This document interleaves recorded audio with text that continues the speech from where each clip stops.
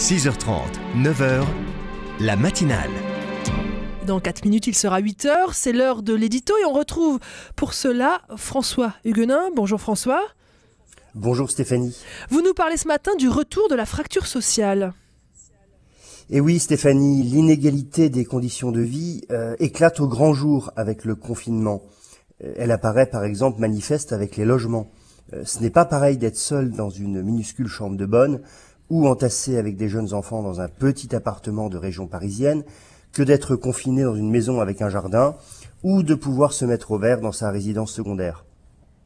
Autre inégalité, celle des conditions de travail. Bien sûr, le télétravail s'est largement organisé, mais il y a tous ceux qui ne peuvent pas en bénéficier. Je pense à vous, Stéphanie, même si vous faites un métier formidable que vous aimez, et à Pierre-Henri, derrière aux manettes. Mais je pense aussi à tous ceux et toutes celles qui exercent des professions indispensables au fonctionnement de la société. On l'a beaucoup dit, merci aux soignants et au personnel de service des hôpitaux et des EHPAD, mais aussi aux postiers qui continuent leur tournée, aux chauffeurs de camions qui acheminent des colis, aux employés des services de vente par correspondance, aux caissiers et caissières des grandes surfaces, aux personnes qui nettoient les immeubles, aux éboueurs qui permettent à nos villes de rester propres. En fait, la réalité saute aux yeux si on veut bien la voir. Le travail qui ne peut se délocaliser est souvent un travail peu considéré qui agit sur le corps humain ou sur la matière. On ne fait pas un paquet à distance ni une livraison. Ce sont des métiers qui sont exposés d'ailleurs à la contagion virale.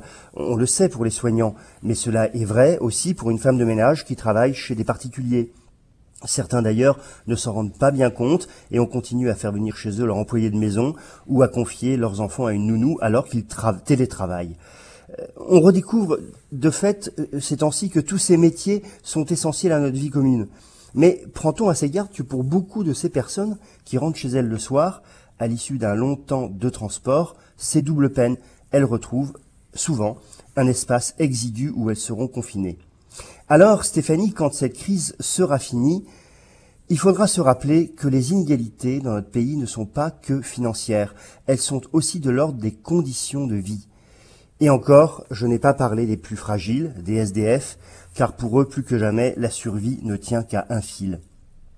Alors prenons soin de nous, mais n'oublions pas de nous souvenir de tout ça dans quelques semaines.